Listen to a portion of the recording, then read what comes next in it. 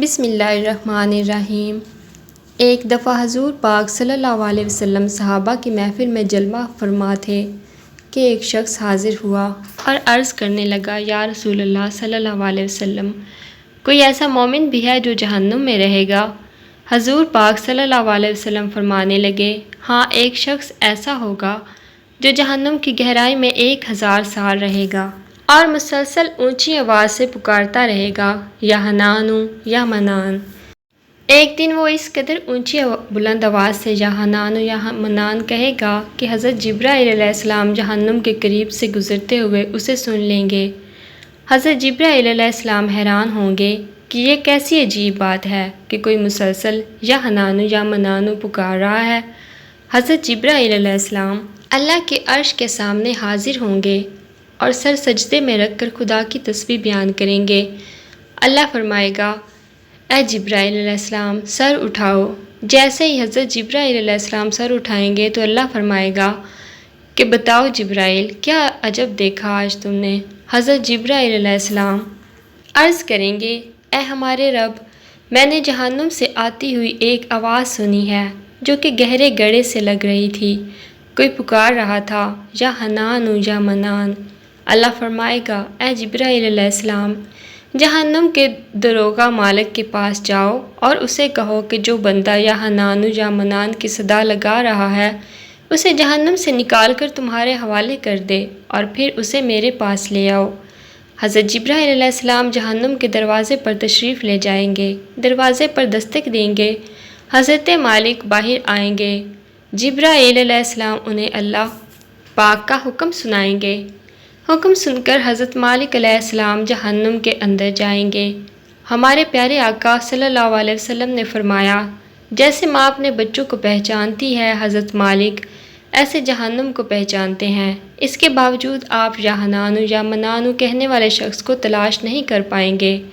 باہر تشریف لائیں گے، حضرت جبرائیل علیہ السلام سے عرض کریں گے، اے جبرائیل، جہنم نے گہرا سانس لیا ہے، اس لیے کون سی چیز پتھر ہے، کون سی چیز لوہا ہے اور کون انسان ہے، اس کی پہچان نہیں ہو رہی۔ حضرت جبرائیل علیہ السلام پھر اللہ کی بارگاہ میں سجدہ کریں گے۔ اللہ پاک ارشاد فرمائے گا، اے جبرائیل علیہ السلام، سر اٹھاؤ، تم یا حنان یا منان کہنے والے کو کیوں نہیں لائے؟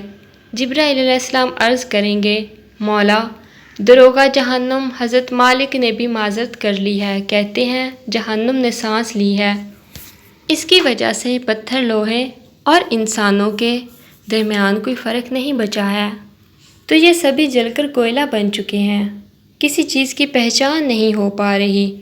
اللہ پاک فرمائے گا، جبرائیل، مالک سے کہو میرا بندہ جہنم کے فلاں گڑھے میں فلاں کونے میں اس طرح پڑا ہوا ہے۔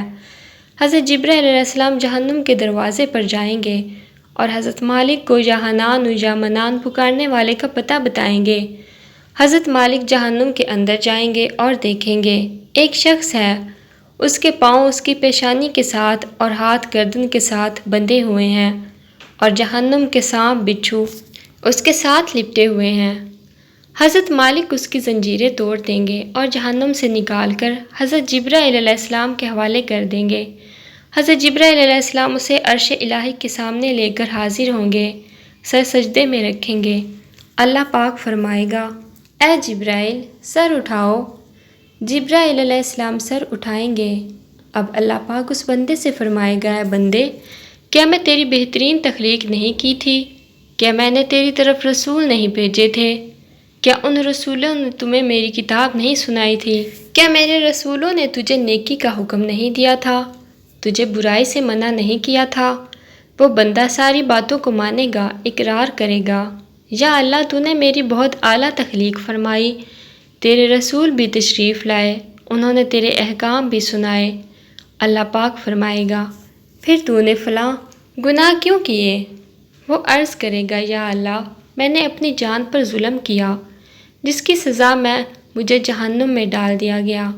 اے اللہ، اس کے باوجود میری امید نہیں ٹوٹی، مجھے تیری رحمت سے امید تھی، اسی لیے میں یا حنان یا منان پکارتا رہا۔ مولا، تو نے مجھے فضل سے جہنم سے نکالا، یا اللہ مجھ پر رحم فرما دے۔ اللہ پاک فرمائے گا، اے فرشتوں، گواہ ہو جاؤ میں نے اس بندے پر رحم کیا اور اسے معاف کر دیا۔ سبحان اللہ۔ آئے دوستو، سب اپنا اپنا محاسبہ کرتے ہیں۔ کیا ہم میں کوئی ایسا ہے کہ جو کہہ سکے کہ میں اپنے اعمال کا حساب دے سکتا ہوں؟ اپنے اپنے گریبانوں میں نظر ڈالیے، کوئی ایسی خوبی یا نیکی جس پر ہمیں یقین ہو کہ ہمیں دوزخ میں نہیں ڈالا جائے گا۔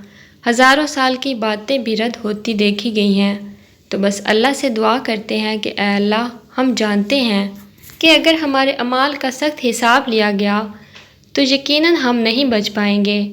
ہم بے حد گناہ گار ہیں، لیکن اے اللہ پاک، ہم تیری رحمت کا سوال کرتے ہیں۔ ہم سے حساب اپنے عدل و انصاف پر نہ لینا، بلکہ پر اپنی رحمت اور عطا کا سایہ رکھنا۔ اے اللہ پاک، ہماری دعا کو قبول فرما۔ آمین۔